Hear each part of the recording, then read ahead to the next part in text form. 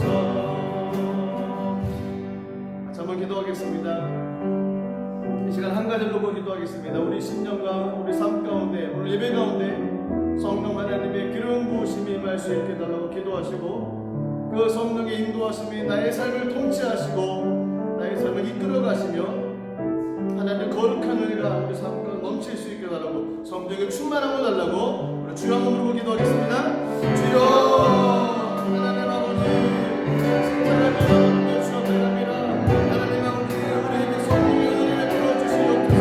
성령의 기름 부으심으로 충만하게 채워주옵소서. 하나님 아버지, 하나님의 놀라우신 은혜가 우리 삶 가운데 탁월한 지나여 주시옵소서. 하나님 나의 삶 가운데 다스리시는 성령의 역사가 일어나게 하여 주시고, 하나님 우리 가정과 하나님의 교회와 하나님 나라와 모든 것에게 하나님의 인도하심으로 충만하게 채워주시옵소서. 하나님 아버지, 하나님의 인사를 나갑니다. 성령의 충만함을 나갑니다. 하나님의 인도하심, 하나님의 통치하심과 하나님의 다스림이 우리 삶 가운데 충만하여 주시옵소서. 하나님 아버지, 성령을 잡아주옵소서. 성령을 충만하게 채워주옵소서. 성령의 역사가 우리 가운데 임하게 하여 주옵소서. 하나님 아버지, 하나님의 거룩한 은혜가 임하게 하시고, 하나님 아버지, 주님의 뜻대로 주의 말씀대로 하나님 앞에 나아가게 하여 주옵소서. 성령의 역사가 임하시옵소서. 거룩하신 은혜가 임하게 바랍니다. 하나님의 주의 나타나게 하기를 원합니다. 성령의 은혜가 임하게 하기를 원합니다. 하나님 아버지, 우리에게 성령을 부어주시고 성령을 하나님께 영광을 모시옵소서. 하나님 나의 삶을 인도해 주시옵소서. 성령을 하나님 충만하여 주옵소서. 우리 삶을 인도해 주옵소서. 우리 삶 가운데 하나님의 영광을 충만하게 채워주옵소서. 성령이여 이 시간에 작업하시옵소서. 우리 가운데 충만하게 채워주시옵소서. 거룩하신 하나님의 은혜가 이 가운데 넘쳐나시고 하나님의 영광을 더하여 주시옵소서. 이 시간 하나님을 바라봅니다. 아직 하나님 앞으로 충만하게 채워주시옵소서. 성령이여 충만하여 주시옵소서. 감사드리며 예수 이름으로 기도드리옵나이다. 사도신경으로 신앙 고백드리겠습니다. 전능하사 천지를 만드신 하나님 아버지를 내가 믿사오며 그 외아들 우리 주 예수 그리스도를 믿사오니 이는 성령으로 잉태하사 동정녀 마리아에게 나시고 본디오 빌라도에게 고난을 받으사 십자가에 못 박혀 죽으시고 장사한 지 사흘 만에 죽은 자 가운데서 다시 살아나시며 하늘에 오르사 전능하신 하나님 우편에 앉아 계시다가 저리로서 산 자와 죽은 자를 심판하러 오시리라. 성령을 믿사오며 거룩한 공예와 성도가 서로 교통하는 것과 죄를 사하여 주시는 것과 몸이 다시 사는 것과 영원히 사는 것을 믿사옵나이다. 아멘. 찬송가 183장으로 우리 하나님께 찬양 드리도록 하겠습니다.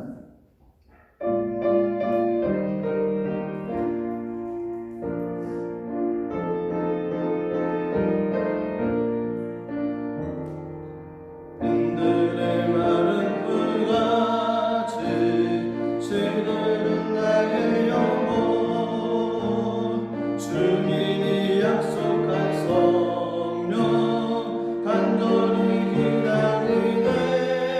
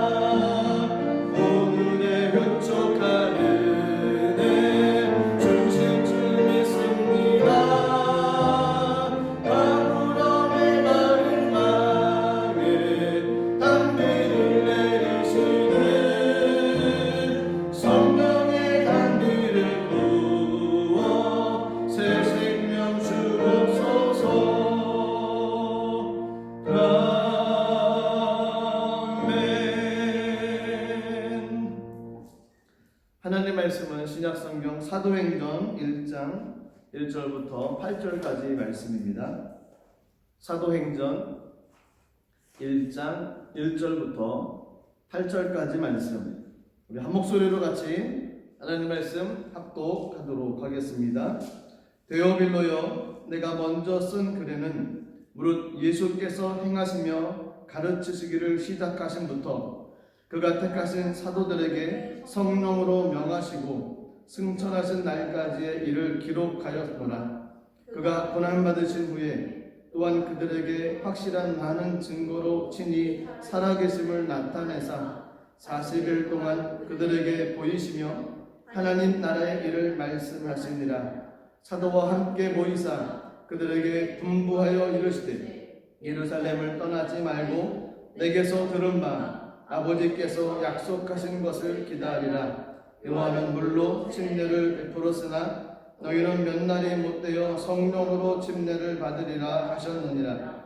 그들이 모였을 때 예수께 여쭈어 이르되 주께서 이스라엘 나라를 회복하심이 이때니까 하니 이르시되 때와 시기는 아버지께서 자기의 권한에 두셨으니 너희가 알 바 아니요 오직 성령이 너희에게 임하시면 너희가 권능을 받고 예루살렘과 온 유대와 사마리아와 땅끝까지 이르러 내 증인이 되리라 하시니라. 아멘. 기도하겠습니다. 살아계신 하나님 은혜를 감사드립니다. 세상은 바이러스로 두려움 가운데 있습니다.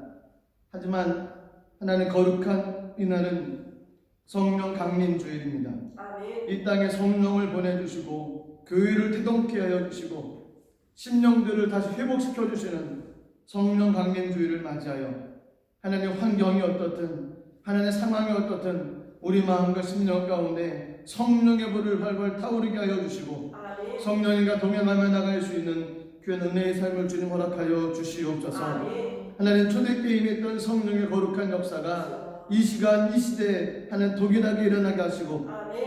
우리 가운데 말씀하시고 역사하시는 성령의 은혜로 충만하게 채워주시옵소서. 하나님 기록된 말씀 가운데 주셨던 마음을 가지고 하나님 말씀을 나눕니다. 동일한 마음 품게 하여 주시고 하나님 그 말씀을 쫓아서 다시 한번 성령 충만한 삶이 될 수 있도록 우리 삶을 붙잡아 주시고 인도하여 주시옵소서. 주님께 모든 것 감사 영광 올려드리며 예수님 이름으로 기도드리옵나이다. 아멘. 할렐루야. 주님을 사랑하십니까? 아멘. 하나님께서도 저희 여러분들을 사랑하십니다. 제목을 한번 따라하겠습니다. 권능을 받자. 권능을 받자. 권능을 받자. 권능을 받자. 아멘. 저희는 권능을 받으며 이 땅의 삶을 살아가야 될 줄 믿습니다. 아멘. 오늘은 성령 강림 주일입니다.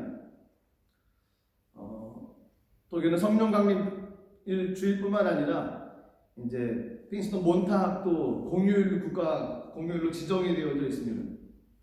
독일에 살다 보니까 궁금해졌습니다. 성령 강림 주일이 주일인 경우를 빼놓고 그 다음 날, 그러니까 월요일 날 그날을 국가 공휴일로 지정을 해서 쉬는 나라가 있을까? 독일이 유일하지 않을까라는 생각을 했습니다. 그리고 검색을 했습니다. 검색을 해봤더니 뜻밖에도 여러 나라가 나옵니다. 오스트리아 월요일 날 쉽니다. 스위스 쉽니다. 벨기에 역시 쉽니다. 프랑스, 코트디부아르, 독일 이렇게 성령 강림 주일 그 다음 날 핑스턴 몬타 월요일 날 공휴일로 정해서 쉬는 날입니다. 스웨덴 같은 경우는 5월 30일 날을 성령 강림절로 주장을 얘기를 하고 있고요. 유럽의 인근 나라들은 그렇게 성령 강림주의를 좀 의미 있게 지키면서 시간을 보내는 것 같습니다. 사실 성령 강림주일은 기독교 교회사에서도 큰 의미가 있습니다. 성령 강림한 그 날로 인해서 교회가 태동이 되었습니다. 모이기 시작을 해줬고 하나님께서 교회를 온전히 세워가기 시작을 했습니다. 사도행전은 기독교 교인들, 신앙인들에게 있어 큰 전환점이 될 수 있는 성경의 내용입니다. 특히 오늘 저희가 읽었던 사도행전 1장 1절부터 8절까지의 얘기는 너무너무 유명한 그리스도인들이라고 하면은 한두 번쯤은 이 본문에 대해서 이야기를 듣고 이 말씀을 묵상을 하면서 삶을 살아갔던 그런 본문이 오늘 사도행전 1장 1절부터 8절까지 내용입니다. 신앙생활하면서 성령에 관한 이야기를 들어본 적이 없는 사람은 아마 많지 않을 겁니다. 성령의 역사하신, 성령의 나타나신, 성령의 인도하신, 성령에 관한 얘기가 얼마나 중요한 내용인지 저희가 그것을 그냥 무시하고 지나쳐서는 절대로 안 되는 것이 바로 성령에 관한 이야기입니다. 또 성령에 관해서 중요하게 생각할 세 가지 테마가 있습니다. 한 가지는 중생, 거듭났다는 거죠. 본 어거인 됐다는, 다시 태어났다는 것. 이 성령과 중생과의 관계. 또 저희가 예수님을 믿겠습니다라고 고백할 때 많은 사람들 앞에서 침례를 받습니다. 물속에 잠겨서 내가 죽고 다시 예수님의 이름으로 다시 살아났습니다. 침례를 받습니다. 물침례, 반대로 비슷하게 또 성령 침례, 예전에는 성령 세례라고 얘기를 하는데 성령 침례, 침례와 성령과의 관계, 또 성령 충만의 관계, 이 세 가지 내용이 신학적인 내용에서도 늘 얘기가 되어져 논쟁이 되어져 가는 이야기 중에 하나입니다. 20세기 초에 들어오면서부터 미국을 중심으로 성령운동이 급속도로 퍼져가기 시작을 했습니다. 아주사거리 토페카라는 곳에서 성령이 임하셨고 그 성령의 임하심으로 말미암아 많은 주변의 성령의 운동하심과 역사하심이 나타나기 시작을 했습니다.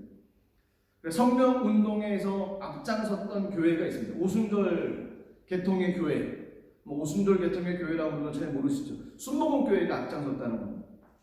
성령 운동에 앞장섰던 교단이 순복음 교단이었습니다. 과거에는 한국 같은 경우에는 미국에 있는 장로교 선교사님들이 들어오다 보니까 한국 땅에는 장로교회가 굉장히 뿌리 깊게 내렸습니다. 그러다 보니까 이 장로교에서 이야기하고 있는 내용들로 그 모든 신학의 내용들이 주류를 읽다 보니까 또 그 당시에는 어떤 일이 있었냐면 성령의 역사에 대해서 이거는 성경에만 있었던 사건이지 요즘 시대는 이런 것이 일어나지 않습니다 라고 이야기를 했던 것이 바로 그 시대였습니다. 초창기 시대. 그래서 이 순복음 교회에 대한 이런저런 이야기들이 많이 일어났습니다. 시간이 많이 지났습니다. 요즘 부흥하는 교회의 트렌드가 뭔지 아십니까? 성령 충만한 교회입니다. 뜨겁게 찬양하고 뜨겁게 기도하고 성령의 역사가 나타나고 하나님의 기름 부으심이 임하고 더 나아가서 치유와 회복의 역사가 일어나는 교회, 그 교회가 부흥하는 교회입니다. 교단과 교파를 투월해서 모든 교회들 가운데 부흥하는 교회는 성령의 일하심이 나타나는 교회가 부흥을 합니다. 과거에 있었던 모든 신학적인 대립과 갈등 다 떠났습니다. 그래서 한국 교회에서는 또 그 당시 있었던 분들이 용서를 구하는 일도 신문에 나온 적도 있고, 그래서 한 마음이 되어지고 한 모습이 돼서 이제 하나님의 나라를 세워갑시다라고 이제 하나 되어져가는 모습이 있습니다. 이 성령의 역사. 저희가 간과해서는 안 될 부분이 성령의 역사입니다. 성령과 중생과의 관계가 무엇입니까? 중생, 다시 태어났다는 고백, 본 어게인 했다는 고백, 내가 예수로 말미암아서 하나님의 사람이 됐다라고 고백하는 것. 요한복음 3장 5절에 보면 이런 말씀이 있습니다. 예수께서 대답하시되 진실로 진실로 내게 이르노니 사람이 물과 성령으로 나지 아니하면 하나님 나라에 들어갈 수 없느니라. 물과 성령으로 거듭나지 아니하면 하나님 나라에 들어갈 수 없다라고 얘기를 하십니다. 또한 고린도전서 12장 3절 말씀 보시면 그러므로 내가 너에게 이르노니 하나님 영으로 말미암는 자는 누구든지 예수를 저주할 자라 하지 아니하고 또 성령으로 아니하고는 누구든지 예수를 주시라 할 수 없느니라. 그래서 그렇습니다. 중생한 사람, 다시 본 어게인한 사람, 다시 태어난 사람들은 예수를 나의 구세주라고 고백을 합니다. 그것을 고백하게 하시는 분이 누구시냐면 성령 하나님이시라는. 성령이 아니고서는 누구든지 예수를 주라 시인할 수가 없다는 것입니다. 중생의 역할에 있어서 성령은 굉장히 중요한 역할을 합니다. 제가 믿음의 고백을 하지 않습니까? 제가 신앙 고백하지 않습니까? 성령님께서 내 마음 가운데 내주하심으로 성령의 인도하심으로 말만 저들이 고백한다는 것입니다. 또 한 가지 개념은 이 성령 침례, 성령 세례, 성령 침례라는 것입니다. 중생과 성령 침례의 관계. 일반적으로 저희가 성령 받으라 이렇게 얘기할 때 그 성령의 의미는 성령 침례를 의미를 합니다. 내가 성령 받았습니다 라고 얘기할 때는 성령 침례라는 것을 믿음으로 고백하는 그 표현이라는 것입니다. 중생과 성령 침례에 대해서 이렇게 정의할 수 있습니다. 첫 번째는 성령의 역사에 의해서 중생에 이루어지고 예수 그리스도를 믿게 됩니다. 하지만 모든 믿는 사람, 모든 신자에게는 예수를 믿음으로 구원받는 성령이 내주하시지만 모든 믿음의 사람들, 모든 신자들이 다 성령 침례를 받은 것은 아니라는 것입니다. 이해가 되십니까? 중생을 해서 예수님을 나의 믿음의 구세주라고 고백하는 것, 성령의 역사입니다. 그래서 모든 사람들이 그리스도인이 됩니다. 그리스도인이 되는 것하고 모든 그 사람들이 성령 침례를 받았다고 이야기를 할 수 없다는 겁니다. 다른 얘기로 중생을 할 때 성령의 역사가 필요합니다. 하지만 중생과 성령 침례는 또 다른 사건이라는 겁니다. 모든 신자가 성령 침례를 받은 것은 아니라는 겁니다. 중생은 성령께서 우리 안에 행하시는 역사이지만 성령 침례는 주 예수 그리스도에 의해서 행해지는 성령의 기름 부어주심이십니다. 중생이나 성령의 침례가 모두 성령에 임하신다는 것, 그것은 동일한 사건입니다. 하지만 중생의 경우는 체험적인 사건이 아니라고 할 수 있다고 하면 이 성령 침례의 사건은 분명한 체험적인 사건입니다. 예수님을 나의 구세주라고 믿음으로 고백하는 것, 그렇게 큰 변화나 어떤 체험과 경험의 역사가 일어나지 않지만 성령 침례는 그렇지 않습니다. 성령 세례는 그렇지 않다는 것입니다. 사도행전 2장에 보면 오순절날 마가의 다락방에 성령이 임했습니다. 그들이 방언을 하고 기도를 하기 시작을 했습니다. 그런 놀라운 사건의 체험이 있어야 되는 것, 그것이 성령 침례의 사건이라는 것입니다. 성령 침례는 경험적인 사건입니다. 중생의 사건을 넘어서 또다시 한번 있어야지, 반드시 거쳐야만 되는 사건이 성령 세례, 성령 침례에 관한 이야기라는 것입니다. 한국 교회에서 그래도 인정받는 한 목사님이 계십니다. 이름은 홍성건 목사님이라고. 이분은 서강대 도부동학과를 졸업을 했고 장로교 신학대학 대학원을 마쳤고요. 한국에는 예수전도단이라고 하는 선교단체의 대표를 역임했고 제주도에 열방대학을 설립했던 사람입니다. 지금은 다른 단체를 대표로 맡고 사역을 하시는데 이분의 뿌리 깊은 신앙은 장로교였습니다. 그리고 고신칙이라고 얘기를 하면 굉장히 엄숙한 그런 엄숙함을 강조하는 그런 장로교인데 그쪽에서 아주 거룩하고 엄숙한 모습으로 신앙을 좀 배웠습니다. 이 홍성건 목사님이 청년이 되어서 이제 학생들한테 성경을 가르칠 때 늘 걱정되어지고 마음에 좀 걸리는 부분이 사도행전이었습니다.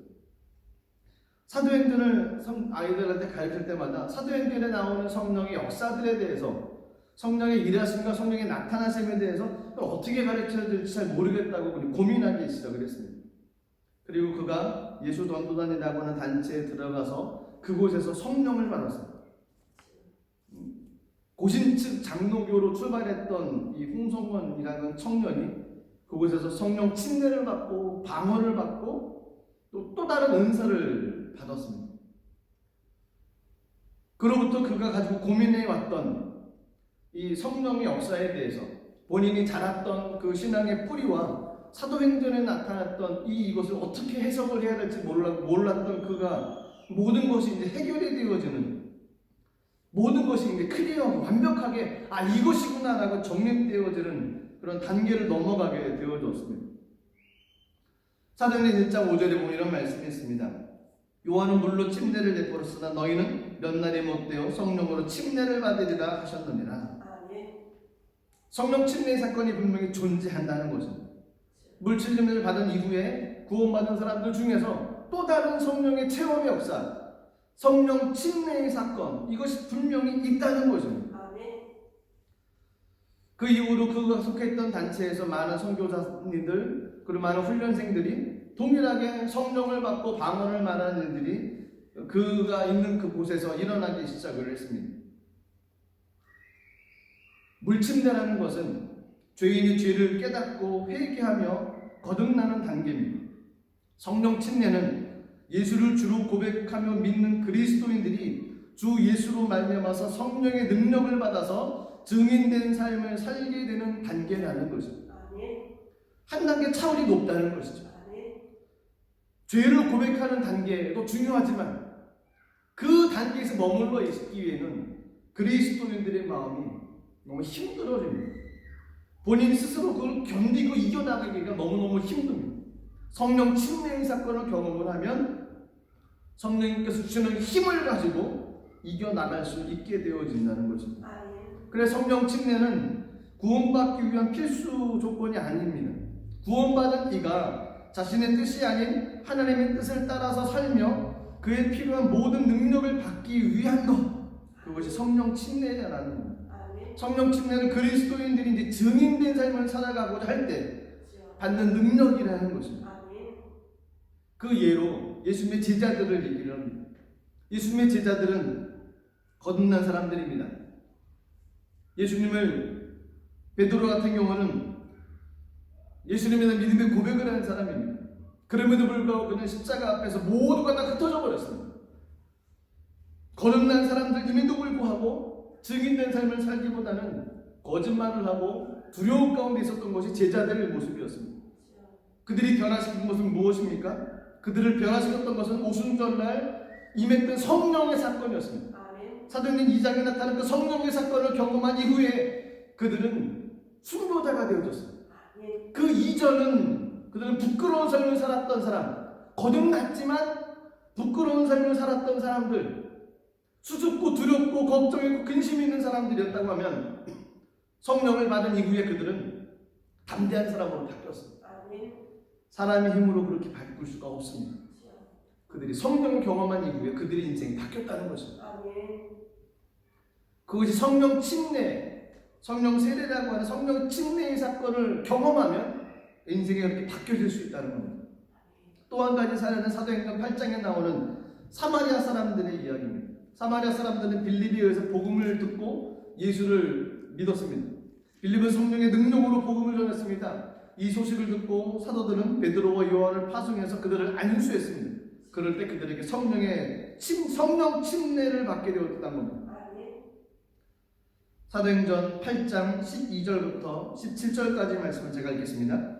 빌립이 하나님 나라와 및 예수 그리스도의 이름에 관하여 전도함을 그들이 믿고 남녀가 다 침례를 받으니 시몬도 믿고 침례를 받은 후에 전심으로 빌립을 따라다니며 그 나타나는 표적과 큰 능력을 보고 놀라니라.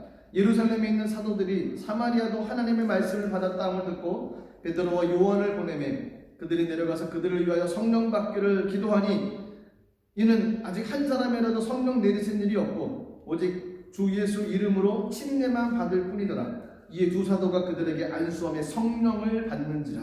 아멘.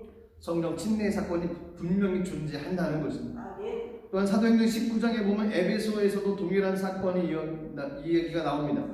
이미 그들은 물 침례를 받는 사람들입니다. 에베소도 예수님의 제자들에게 바울이 그들에게 안수함에 성령이 그들에게 임하심으로 방언도 하고 예언도 하니 모두 12사람쯤 되었다라고 말씀을 하고 있습니다.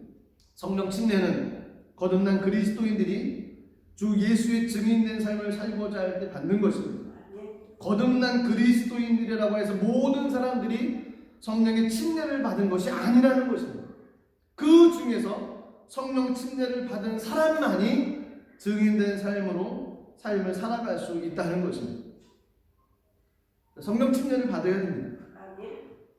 중생의 사건을 거치고 난 이후에 예수님이 나의 구세주입니다 라고 고백한 이후에 그리스도인이 된 이후에 성령을 받아야 됩니다.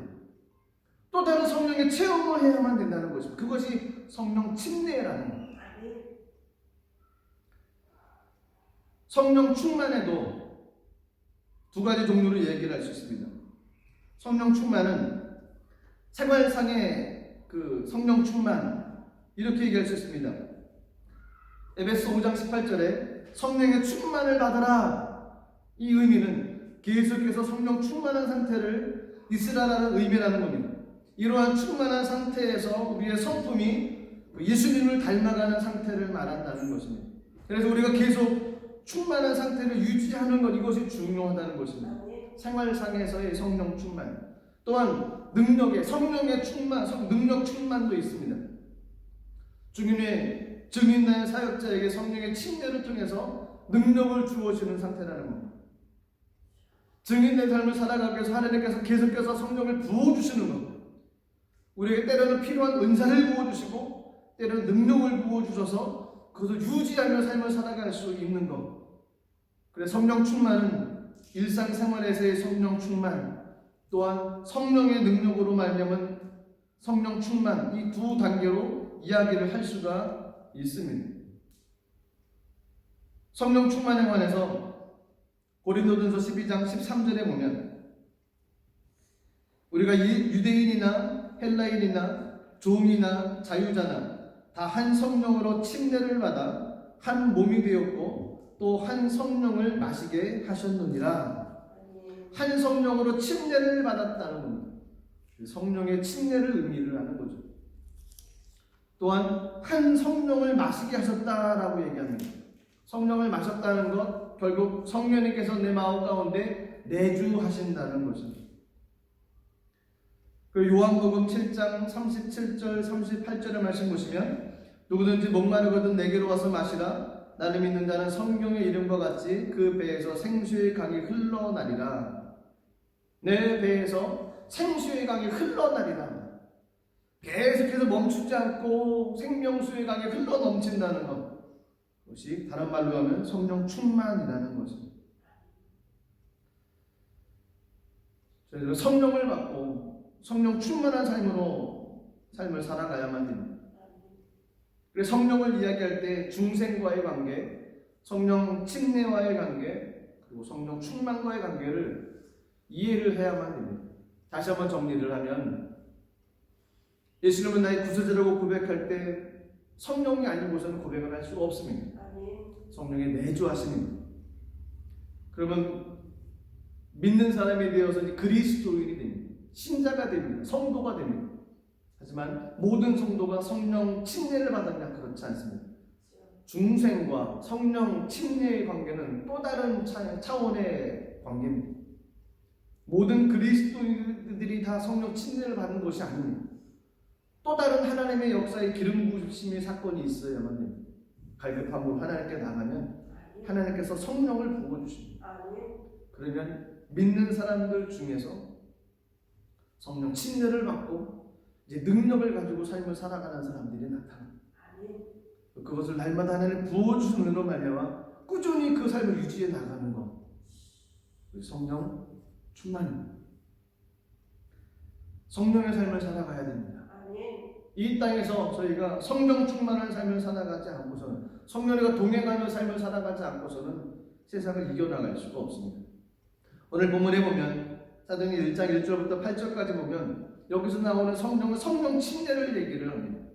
제일 먼저 생각할 것은 성령을 받는 것, 이것은 하나님께서 약속하신 것이라는 것. 사도행전 1장 4절입니다. 사도와 함께 모이사 그들에게 분부하여 이르시되 예루살렘을 떠나지 말고 내게서 들은 바 아버지께서 약속하신 것을 기다리라.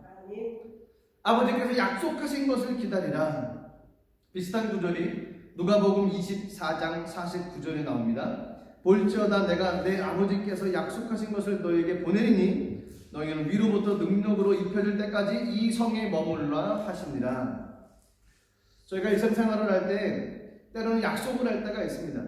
약속을 왜 합니까? 어른들이 아이들한테 가르칠 때 이렇게 가르치죠. 약속은 지키라고 있는 것이야 라고 가르칩니다. 약속을 하고서 약속을 지키지 않는 것, 그것은 의미가 없는 것이죠. 약속은 지키라고 있는 것입니다. 약속하고 하면서 그 약속의 내용을 보면 그 약속은 정말 중요한 내용을 약속을 합니까? 아니면 중요하지 않은 내용을 약속을 하겠습니까? 중요한 내용을 약속을 합니다. 새끼 손가락 걸고 도장 찍고 복사하고 그렇게 약속을 합니다. 꼭 지킨다라는 약속. 아버지께서 약속하신 것을 기다려라. 이거는 중요한 겁니다. 반드시 보내주시겠다라는 거였습니다. 그 약속한 것이 무엇입니까? 요한복음 14장 16절에 보면 내가 아버지께 구하겠으니 그가 또 다른 보혜사를 너희에게 주사 영원토록 너희와 함께 있게 하리니. 또 다른 보혜사를 너희에게 보내주시겠다라는 겁니다. 또 다른 보혜사, 다른 보혜사가 아닙니다. 또 다른 보혜사는 겉모습은 다르지만 내용과 본질과 그 모든 것은 다 똑같은 겁니다. 다르다는 것이 헤테레스라는 것이 있고 알로스라는 것이 있습니다. 헤테레스라는 것은 그 말 그대로 다른 것입니다. 마이크하고 종하고 다른 것처럼 완전히 다른 겁니다. 알로스라는 것은 겉모양은 다르지만 속은 아주 똑같은 것입니다. 그런데 보혜사 성령님을 알로스 파라클레토스라고 얘기를 합니다. 또 다른 보혜사를 너희에게 보내주시겠다. 성령 하나님을 보내주시겠다라는 겁니다. 하나님의 약속이 성령을 보내주시겠다라는 거죠. 요한복음 14장 26절에 보면 보혜사 곧 아버지께서 내 이름으로 보내실 성령 그가 너에게 모든 것을 가르치고 내가 너에게 말한 모든 것을 생각나게 하시리라. 그렇습니다. 아버지께서 약속하신 것은 다른 것이 아닙니다. 성령을 보내주시겠다라는 겁니다. 성령을 보내주겠다. 그것이 굉장히 중요하다는 것입니다. 그래서 약속을 한 것입니다. 저 여러분들이 이 땅을 살아가는 동안에 하나님께서 보내주시겠다는 그 성령과 동행하며 삶을 살아가야 됩니다. 반드시 있어야 된다는 겁니다. 그렇게 중요하기 때문에 기다리라는 겁니다. 떠나지 말라는 겁니다. 반드시 지키고 그것을 받아야 한다라고 이야기하는 것이 사도행전 1장에서의 내용이라는 겁니다. 그런데 요즘 시대로 가면 갈수록 성령의 역사가 없다고 주장하는 사람들도 있습니다. 성경에 있는데 없다고 주장하는 것 잘못된 생각이죠. 성경에 나온 말씀인데 그것이 아니라고 부정하는 것 잘못된 것입니다. 성령을 사모해야만 됩니다. 성령을 받아야만 됩니다. 여기서 얘기하는 성령을 받아라. 성령 침례입니다. 중생의 차원의 성령이 아니고 중생 이후에 또 다른 성령의 체험. 하나님께서 만나주시고 이제 믿겠습니다라고 고백하는 차원이 아니라 구원받은 사람이 이제 능력 있는 그리스도인으로서 세상에서 능력을 나타내며 삶을 살아가는 그런 존재로 거듭날 수 있는 성령을 받아야 된다는 것입니다. 간절히 소망하기를 우리 모든 분들이 성령 받으시기를 주님의 이름으로 축복합니다. 왜냐하면 성령을 받아야만 됩니다. 성령을 받아야지만이 무엇을 받느냐? 권능을 받습니다. 사도행전 1장 8절입니다. 너무너무 유명한 말씀이죠. 1장 8절입니다. 오직 성령이 너희에게 임하시면 너희가 권능을 받고 예루살렘과 온 유대와 사마리아 땅 끝까지 이르러 내 증인이 되리라 하시니라. 예루살렘과 온 유대와 사마리아와 땅 끝까지 이르러 증인이 된다는 것입니다. 그러기 위해서는 성령에 임하셔서 우리가 권능을 받아야 됩니다. 성령을 임하면 권능을 받습니다. 이 권능이 두 가지가 있는 게 있습니다. 이 권능이라고 하는 이 듀나미스, 그것은 다이나믹과 다이나마이트라고 하는 이 두 가지 의미를 가지고 있는 것이 권능이라는 단어입니다. 첫 번째로 생각할 것은 이 다이나믹이라는 겁니다. 다이나믹, 역동성. 이걸 비유할 수 있는 것은 축구공을 보면 알 수 있습니다. 뿐만 아니라 자전거 타이어 바퀴를 봐도 알 수 있습니다. 바람이 빠지는 겁니다. 축구공이 바람이 빠지면 누르면 누른 대로 따로 들어갑니다. 자전거의 타이어에 바람이 빠지면 사람이 올라타면 바퀴가 팽팽하지 않고 바퀴가 쭉 주저앉습니다. 그러면 자전거 타고 가는데도 불편하고 어렵습니다. 속이 꽉 차 있지 않는다는 겁니다. 바람이 빠져 있다는 겁니다. 이 다이나믹이라고 하는 것은 속이 꽉 차 있는 것을 얘기를 합니다. 속이 가득 차 있는 것을 이야기를 합니다. 그래서 어떤 외부의 환경이나 어떤 조건으로 인해서 스트레스 받지 않고 마음이 흔들리지도 않고 마음이 갈등도 일어나지 않는 것, 이것이 다이나믹입니다. 다이나믹은 내적인 힘입니다. 내공이라고 그러죠. 내 마음 가운데 있는 마음의 다짐과 마음의 힘으로 강하게 서 있는 것, 그것이 다이나믹이라는 것입니다. 성령 받기 전에 베드로는 예수님을 부인했습니다.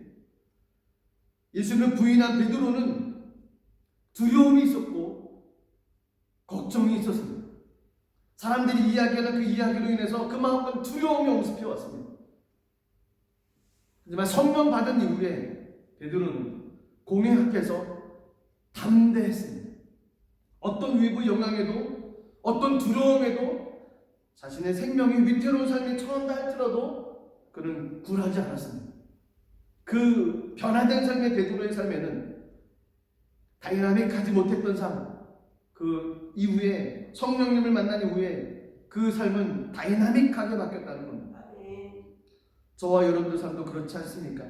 외부의 상황 때문에 마음이 힘들지 않습니까? 여러 가지 일어난 사건들 때문에 마음이 힘들지 않습니까? 어떤 사람들 때문에 영향을 받아서 내 마음이 힘들고 어려움을 경험한 적이 없습니까? 내 일들이 잘 풀리지 않으면 마음이 어려워지고 일들이 잘 풀리면 마음이 편했던 그런 경험이 없으십니까? 만약 그런 모습을 경험하고 있다 그러면 저희는 베드로와 똑같다는 것입니다. 바람 빠진 축구공하고 똑같다는 겁니다. 바람 빠진 자전거 타이어 바퀴하고 똑같다는 것입니다. 바람이 빠져있으면 영향을 받을 수밖에 없습니다. 어려서부터 사람들에게 인정을 받지 못한 한 사람, 그 사람이 나중에 세월이 지나서 어른이 되었다 할지라도 그 마음의 상처를 치유받지 못하면 비록 모습은 어른이지만 그의 속마음은 어린아이의 틀에서 벗어나지 않습니다. 그 사람은 그 이후에 어른은 되었지만 그 속사람이 온전하지 못하다 보니까 외부의 어떤 영향을 보면서 계속 영향을 받습니다. 좋지 않은 환경에 대해서 분노가 일어나고 나를 인정해주지 않은 것에 대해서 포기할 때가 생기고 어떤 것에 막힐 때마다 무기력함에 빠져서 나는 안 되는 사람이구나 하고 자포자기하는 경우들이 많다는 겁니다. 하지만 성령 하나님을 만나면 성령님께서 나를 붙잡아 주시고 내 마음을 어루만져 주시고 그 아픈 상처를 치유해 주시면 그제서야 그는 다이나믹한 사람으로 거듭날 수 있습니다. 어떤 위협의 환경 속에서도 넘어지지 않는 성령 하나님께서 나를 붙잡아 주시고 내게 은혜 주시는 그분이라는 것을 알기에 하나님께서 나를 인정해 주시기 때문에 조금도 흔들리지 않는 삶으로 삶을 살아갈 수 있습니다. 내적인 힘, 다이나믹입니다. 그것은 성령을 받음으로부터 시작됩니다. 성령을 경험하지 못하면 권능을 받지 못합니다. 그것은 성령을 받지 못하면 다이나믹한 삶을 살아가지 못한다는 겁니다.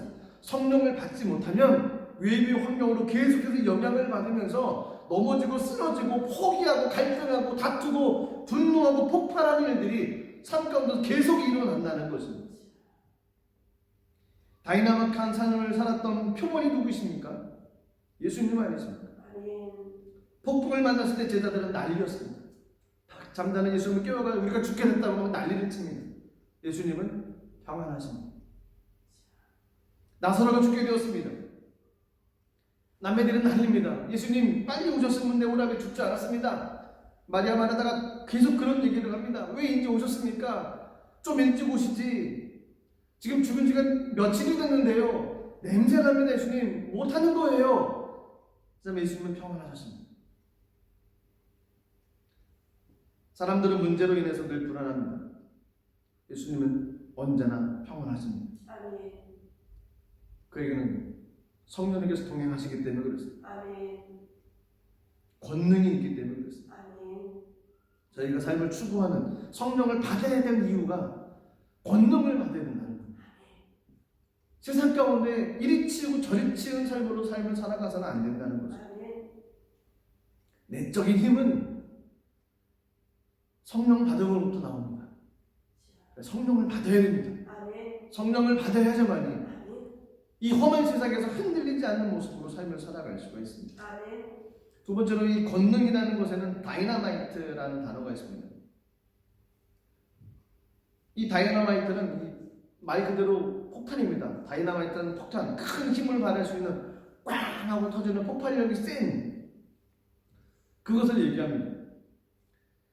그래서 권능을 받았을 때 이 두 번째 이 다이나마이트라고 하는 것은 그 첫 번째 다이나믹이 이 내적인 영향을 가지고 있는 사람이라고 얘기하면 이 다이나마이트 같은 권능, 그런 삶은 외부로 영향력을 끼치는 사람이라는 거예요. 그 존재로 인해서 끝나는 것이 아니라 그가 있는 그 존재로 인해서 그 영향력이 주변에 퍼져가는 것입니다. 많은 사람들에게 영향을 끼치는 것. 사도행전에 보면 사도 바울을 연병이요 천하를 어지럽히던 자라고 얘기를 합니다. 왜냐하면 그가 가는 곳마다 전염병처럼 예수 믿는 사람들이 늘어나기 시작한다는 겁니다. 그가 있는 그 존재 자체로 그 주변에 영향을 받기 때문에 그렇습니다.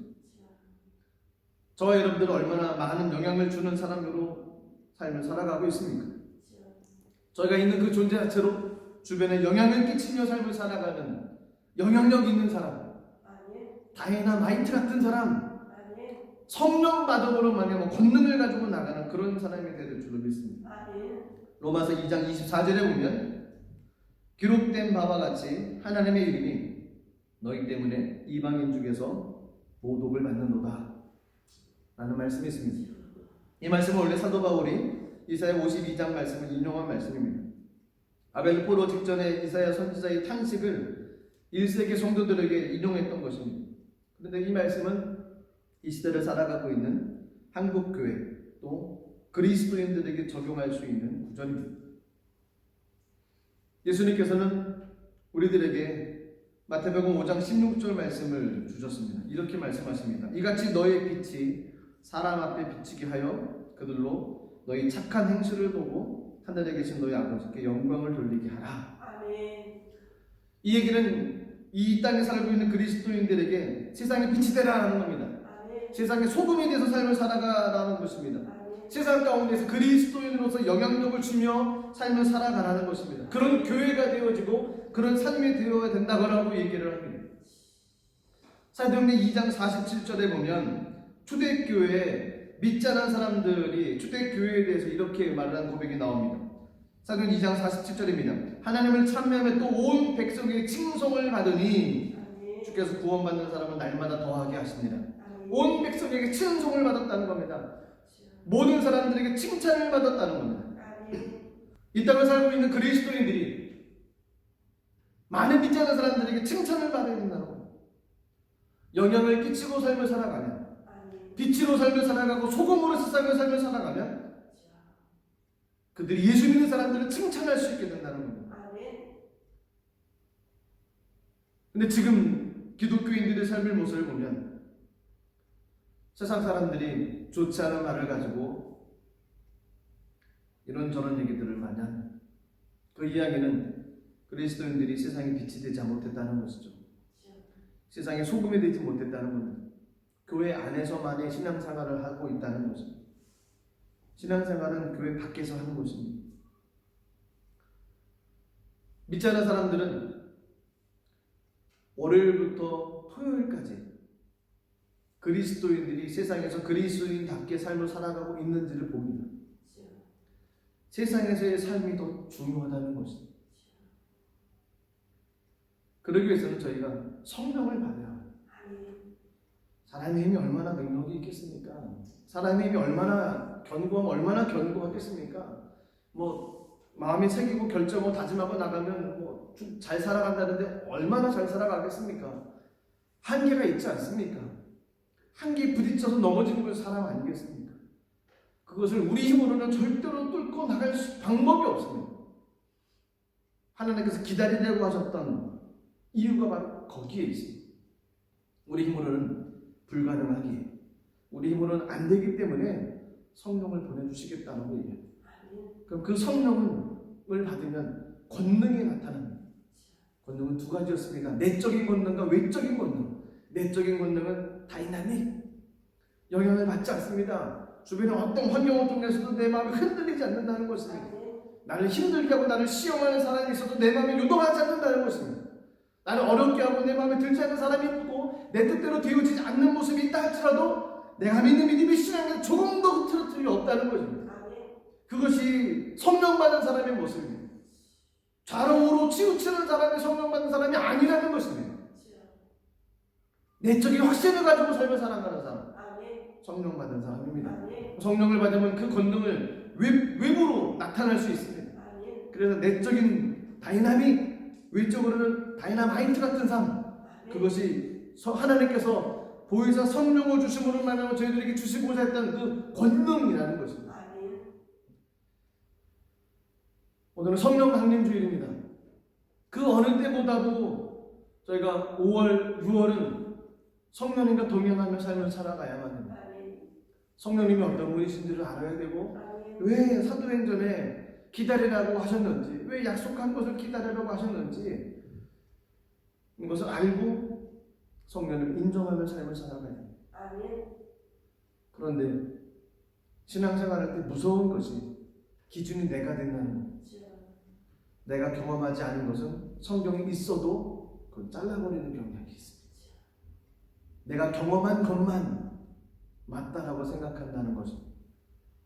경험하지 못했기 때문에 성령의 사건을 없다고 부인하는 건 굉장히 안타깝습니다.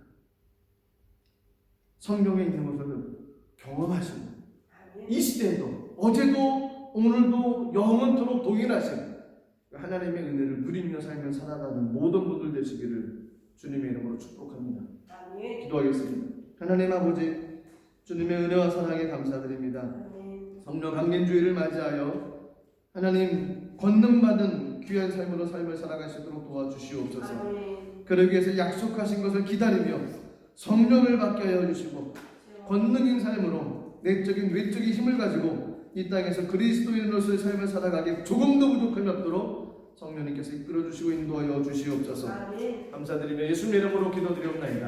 아멘. 아멘. 우리 말씀을 생각하시면서 한번 기도하겠습니다.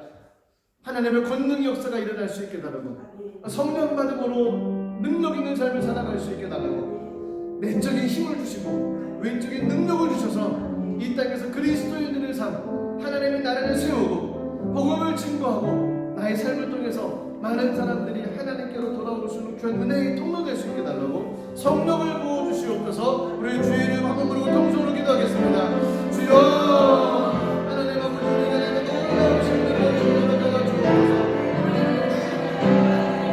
하나님 아버지, 하나님 권능 역사가 일어나게 기도합니다. 우리 약속하신 우리가 성령을 부어주시옵소서.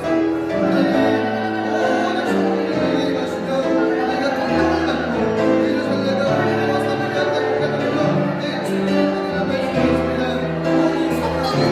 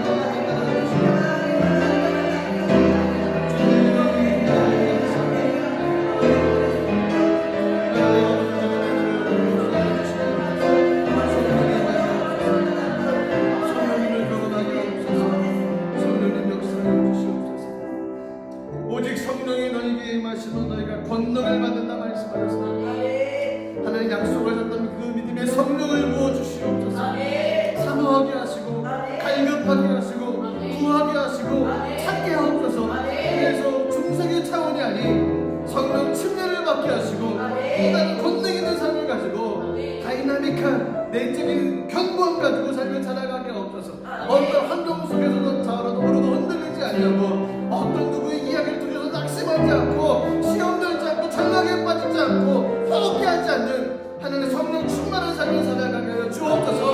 뿐만 아니라 능력 있는 삶을 살아가게 하소서. 일종의 다이너마이트 같은 능력을 나타나게 하여 주시고 하나님의 영향을 끼치는 사람 내가 있는 그곳에서 복음의 증거 되어지고 하나님 나라가 세워지는 놀라운 은혜를 주님 허락하여 주시옵소서. 권능을 받기를 원합니다. 성령을 부어 주옵소서. 하나님 성령을 부어 주시옵소서. 그 은혜를 가지고 이 땅의 삶을 살아갈 수 있는 귀한 삶이 될 수 있도록 역사하여 주시옵소서. 감사드리며 예수님 이름으로 기도드리옵나이다. 모든 분들이 성령 충만함으로 하나님 주시는 권능을 받으며 삶을 살아가시기를 주님의 이름으로 축복합니다. 귀한 예물 주님께 올리겠습니다. 제가 기도하겠습니다. 살아계신 하나님 은혜를 감사드립니다. 성령밖에 없어서 권능을 가지고 삶을 살아가게 없어서 흔들리지 않고 십자가를 바라보며 하나님께 영광 올려드리며 세상에서 이기며 나가는 귀한 삶을 살아갈 수 있도록 은혜를 내려 주시옵소서. 귀한 예물을 주 앞에 올려드리기 원합니다. 감사한 마음, 기쁜 마음, 정성스러운 마음으로 주님께 드리는 귀한 예물 되게 하여 주시옵소서. 예수님 이름으로 기도드리옵나이다. 아멘. 찬송가 28장 1절 3절 드리면서 귀한 예물 하나님께 드리도록 하겠습니다.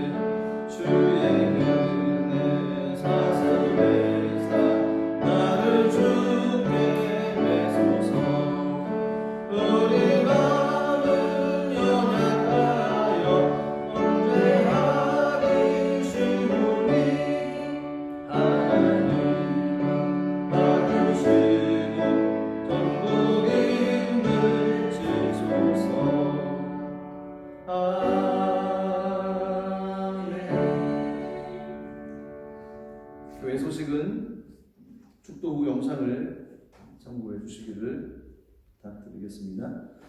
들은 예물을 주 앞에 올려드리겠습니다. 하나님 아버지의 은혜와 사랑 감사드립니다. 성령 충만한 삶을 살아가게 없어서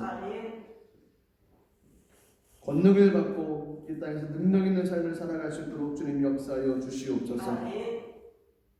주님께 드리는 귀한 손길 위에 하나님께서 축복하여 주셔서 이 예물을 통해 하나님의 귀한 나라가 온전히 세워져 가게 하시고 하나님께서 복의 통로로 사용하여 주시옵소서. 감사드리며 예수님의 이름으로 축복하며 기도드리옵나이다. 아멘. 지금은 우리 주 예수 그리스도의 무한하신 은혜와 아버지 하나님의 크신 사랑과 도의사 성령님의 내주 교통 충만 역사하심의 은혜가 성령 받고 권능 받으며 삶을 살아가는 구조로 다짐한 모든 믿음의 거석들 위해 이제로부터 영원토록 함께 하시기를 간절히 축원하옵나이다. 아멘.